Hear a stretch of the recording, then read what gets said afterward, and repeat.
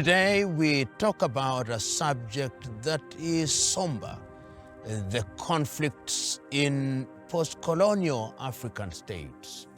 And let us begin from the beginning, because the beginning was meant to be a good beginning. You are beginning from the standpoint that once you had eliminated the colonialists, then conflict would be a thing of the past. But the reality in a number of cases has been different. There are good stories, there are bad stories. The stories are bad, particularly when we recognize that in a number of countries, no sooner had they regained their independence than they found themselves in conflict. We know for a fact that as early as 1961, for example, in the Democratic Republic of Congo, no sooner had independence been gained within 6 months than there was a conflict which was of a political kind, which was in the minds of many, and history now confirms this, was manufactured by external factors which pitted brother against brother, sister against sister, ostensibly on ideological grounds, but was essentially designed to ensure that an environment was created in which resources could be taken. So that lays the basis for one of the reasons why we have conflicts in Africa: resource. And resources are critical. It is in the interests of external powers sometimes that you create conflicts so that you have access to resources. And we have seen, of course, in a number of countries that that has been the case.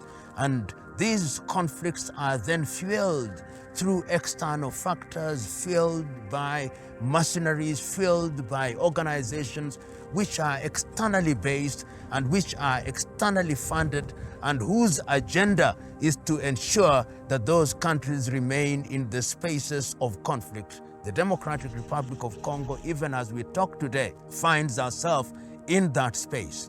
We have also seen such kinds of conflict in the Sahelian region. In northern Mali, we have seen that in some parts of Burkina Faso, some parts of Niger, where insurgents are funded by external players with a view to ensuring that the conflict allows for the easy access and easy exploitation of resources. That has also been the case in Sahrawi and in Mauritania.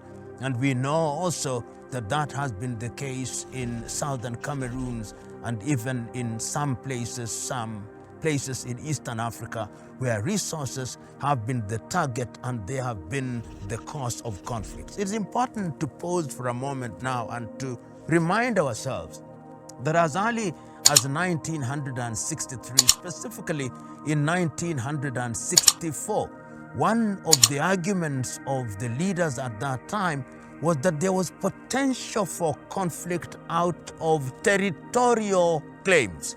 And that is why in Cairo, the Organization of African Unity came up with the doctrine of inviolability of inherited boundaries. They said, we inherited these boundaries from the colonizers. If we now want to change these boundaries, there would be great conflict. And the doctrine of the inviolability of inherited boundaries was meant to ensure that this did not happen. Unfortunately, we know that some of the wars that have been fought on the basis of territorial claims. A few examples. And when I talk about historical claims, it's a very highly sophisticated and nuanced. Look at, for example, Somalia. Somalia is a country whose nationals are distributed into different territories. They are to be found in what is in Somalia, with the capital in Mogadishu. They are to be found in Djibouti. They are to be found in Kenya. They are to be found in Ethiopia, in the Ogaden region. And we now know that those are one nation who were victimized through partition, because one part of Somalia, what is Somaliland, was conquered and colonized by the British. Another one was colonized by the Italians, Djibouti by the French. And at the point of independence, it is only Somaliland and Somalia that came together as one nation. But once again, until 1991, Somaliland drifted away and is trying to reassert its autonomy, and that is a source of conflict even as we speak. Another country that finds itself in that kind of territorial space is Ethiopia. And this is a very highly nuanced conflict because the Ethiopian situation is one that presents a nation which was never formally colonized, but which brings together many nations together, namely major nations such as the Tigray in Tigrinya, who speak Tigrinya, the Amhara, the Oromo, and of course the Somalis in Ogaden, but there are other 80 ethnic groups. And we know that in the early days, Eritrea, which was controlled by the Italians, was taken by the Ethiopian during the reign of Emperor Haile Selassie, and a bitter war was fought until Eritrea regained her independence. Territory, once again, is the issue. In Sudan, we know that when the Anglo-American, Anglo-Egyptian conglomerate decided to grant independence to the Sudanese in 1956, Sudan had been administered with what was described as the Arab North, with the more African South.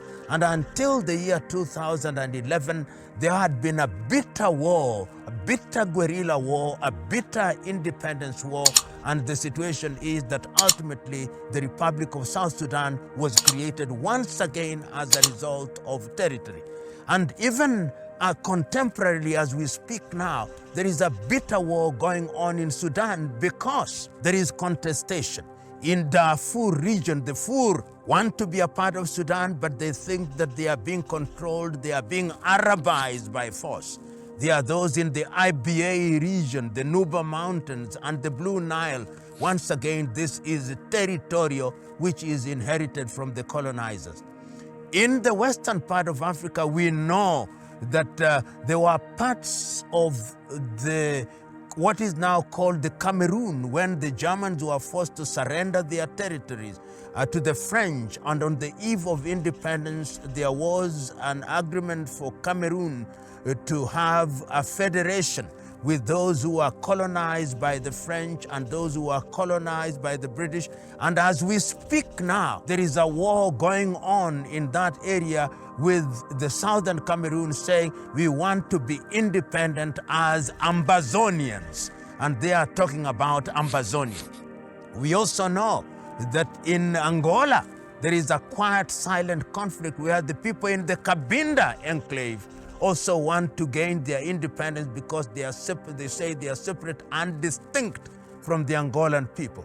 And of course, in Namibia, we also know that there is another conflict which is now quiet, where there are people who are saying that we want to have our own Caprivi Strip.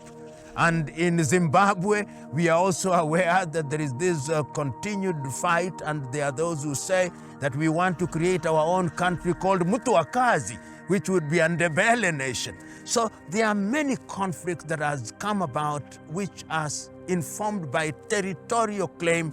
And the third major source of conflict is also ethnic contestation. We have seen this ethnic contestation where, for example, the Rwandese, who are described as the Banyamulenge in the eastern part of the Democratic Republic of Congo, have been facing major wars and major conflicts because the successive governments of the Democratic Republic of Congo say they are Rwandese, yet that is their territory.